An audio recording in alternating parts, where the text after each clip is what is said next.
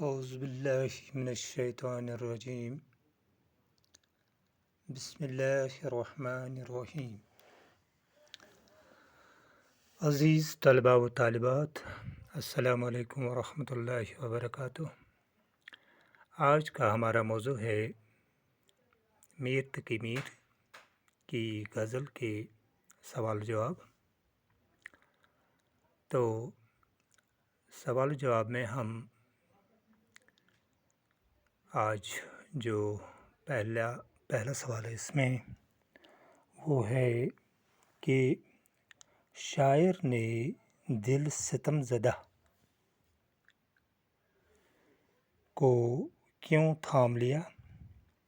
ایک اور سوال ہے اس میں، پہلی غزل کے مقطع میں شاعرانہ تعلی کا استعمال ہوا ہے، اس کا معنی۔ اس کے بعد تلمیح کے متعلق ہم تھوڑا بہت آپ کو جانکاری دیں گے۔ تو پہلے ہم لیتے ہیں شاعرانہ تعلی۔ شاعرانہ تعلی میں ہم بتائیں گے آپ کو کہ شاعرانہ تعلی کہاں پر استعمال ہوتا ہے۔ یہ جو آپ کی کتاب میں میر تقی میر کی غزل دی گئی ہے، تو اس غزل میں پہلی غزل کے مقطع میں ایک شعر ہے، اگرچہ گوشہ گزیں ہوں میں شاعروں میں میر، پے میرے شعر نے روئے زمیں تھام لیا۔ اس شعر میں شاعرانہ تعلی سے کام لیا گیا ہے۔ تو پہلے ہم بتائیں گے کہ شاعرانہ تعلی ہوتا کیا ہے۔ شاعرانہ تعلی، شاعر اپنے شعر میں اپنی شاعری کی بڑائی، بلندی، برتری کی طرف اشارہ کرتا ہے۔ شاعر اپنے شعر میں اپنی شاعری کی بڑائی، بلندی، برتری کی طرف اشارہ کرتا ہے۔ جو یہ شعر میں دوبارہ پڑھتا ہوں، اس سے ضرور آپ کو یہ سمجھ آیا ہوگا۔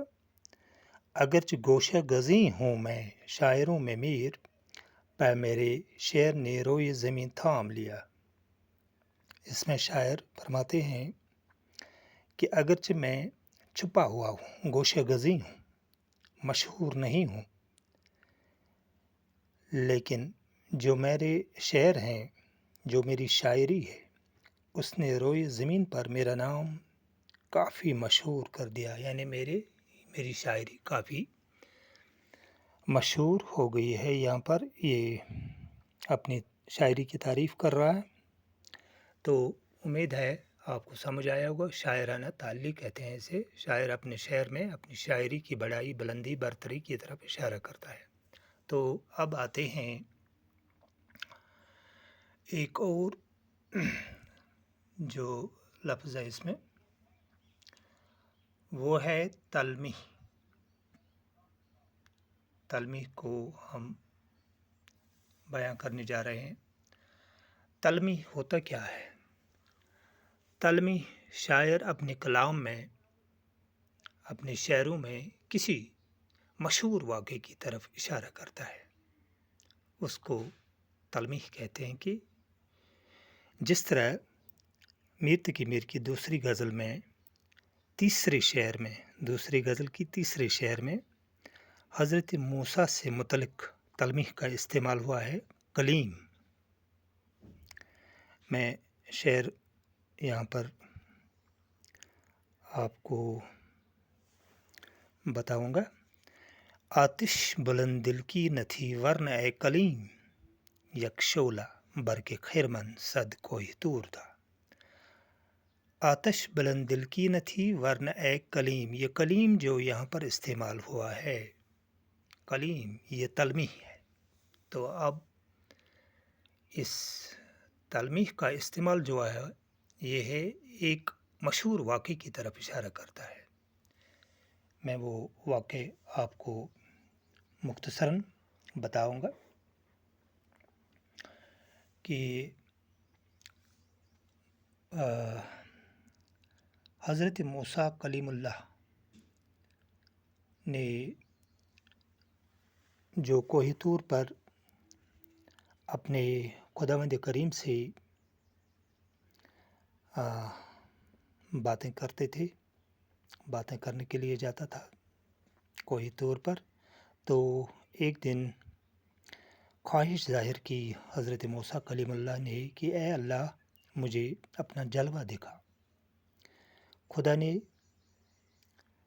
فرمایا کہ تم میرے جلوے کی تاب نہیں لا سکتے، تم برداشت نہیں کر سکتے ہو۔ لیکن حضرت موسیٰ علیہ السلام نے ضد ظاہر کی، تو اللہ تعالیٰ نے ایک نور کی ایک چھوٹی سی کرن کوہ طور پر ڈالی اور پورا کوہ طور جل کر راکھ ہو گیا۔ حضرت موسیٰ کلیم اللہ بے ہوش ہو کر گر پڑے۔ تو کلیم لفظ جو یہاں پر استعمال ہوا ہے یہ حضرت موسیٰ کلیم اللہ کی طرف اشارہ کرتا ہے، اس واقعے کی طرف۔ تو تلمیح بھی آپ کو سمجھ آیا ہوگا کہ شاعر اپنے کلام میں کسی مشہور واقعے کی یا شخصیت کی طرف اشارہ کرتا ہے تو اسے تلمیح کہتے ہیں۔ اب آتے ہیں سوالات پر۔ ایک اور سوال ہے، سوال نمبر،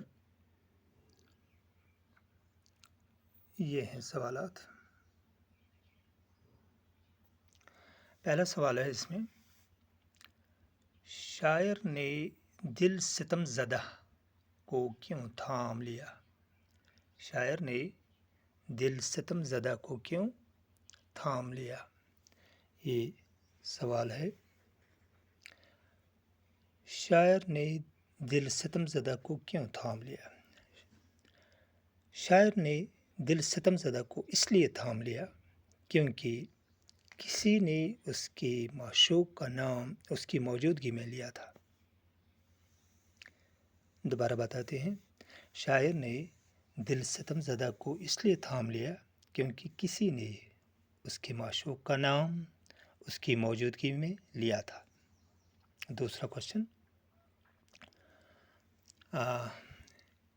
دوسرا کوشچن ہے اس میں، کھوپڑی نے، جو کھوپڑی ہے انسان کی، کھوپڑی نے کون سی پتے کی بات بتائی؟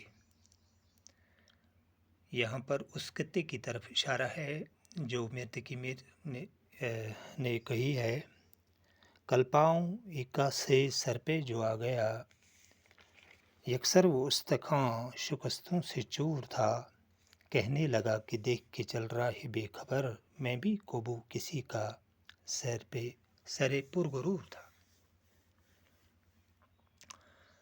تو یہاں پر کھوپڑی نے جو پتے کی بات بتائی وہ ہے کہ کھوپڑی نے یہ بتایا کہ اے بے خبر انسان، ذرا دیکھ کے چلا کرو، میں بھی کبھی کسی مغرور انسان کی کھوپڑی تھی، لیکن آج بے بس ہو کر ٹھوکریں کھاتا ہوں۔ یہ تھی کھوپڑی کی پتے کی بات۔ تو اب آتے ہیں جو تیسرا کوشچن ہے اس میں، میرت کی میر کی زندگی اور شاعری پر ایک مختصر نوٹ کی طرف آتے ہیں، بہت ہی مختصر ہوگا۔ تو نوٹ کے لیے ہم نے یہاں پر کچھ پوائنٹس لکھے ہیں، آپ ان کی طرف دھیان دیجیے گا۔ پہلے کہ میرت کی میر کا اصلی نام کیا تھا؟ میرت کی میر کا اصلی نام میر محمد تقی تھا، اور والد محترم کا نام میر علی متقی تھا، جو کہ درویش صفت آدمی تھے وہ۔ تو اب آتے ہیں کہ کب پیدا ہوئے۔ ان کی پیدائش اکبر آباد यूपी में हुई 1723 में। उनके जद व अजदाद हिजाज से हिजरत करके आए थे अकबराबाद यूपी। तो मीर तकी मीर की उम्र जब 10 बरस की हो गई तो उनके वालिद मोहतरम का इंतकाल हो गया, यानी वो अब यतीम हो गए। तो घर में इसे सौतेलापन झेलना पड़ा, यानी उसके सौतेले भाई थे, उनसे तंग आकर, सौतेले भाइयों से तंग आकर वो मामू की छत्र छाया में उसने शरण ली। वो मामू के यहाँ गए तो उनके मामू का नाम सिराजुद्दीन खान आरज़ू था।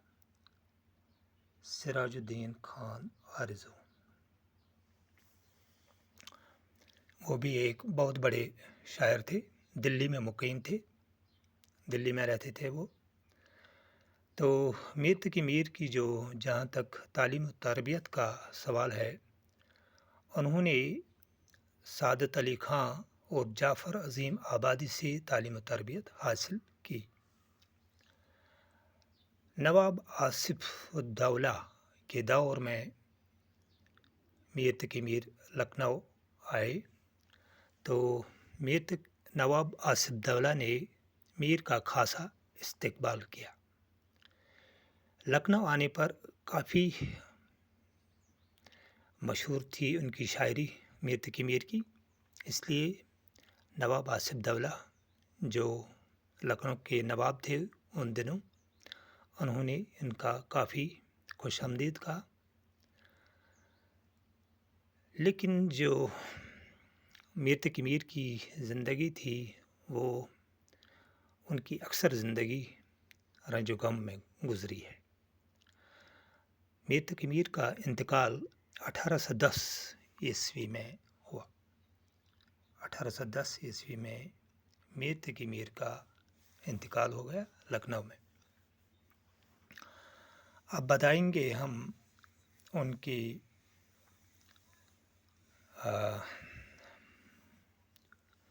कि उनको उर्दू में कौन सा मुकाम हासिल है।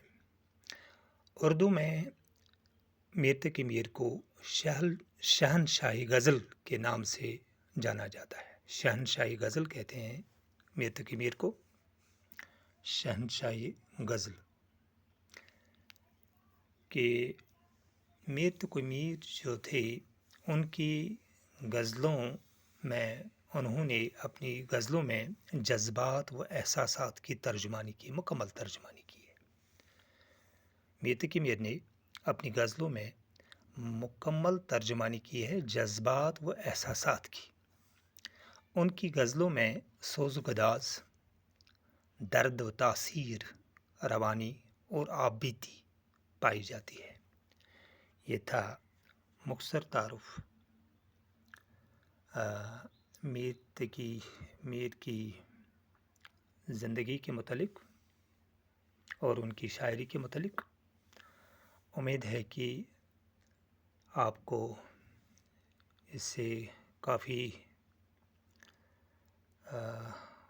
फ़ायदे हो गए इस नोट से, क्योंकि मैंने ये काफ़ी मुख्तसर किया है। तो आज का वीडियो इख्तिताम को पहुंच रहा है। दीजिए इजाज़त। खुदा हाफिज़।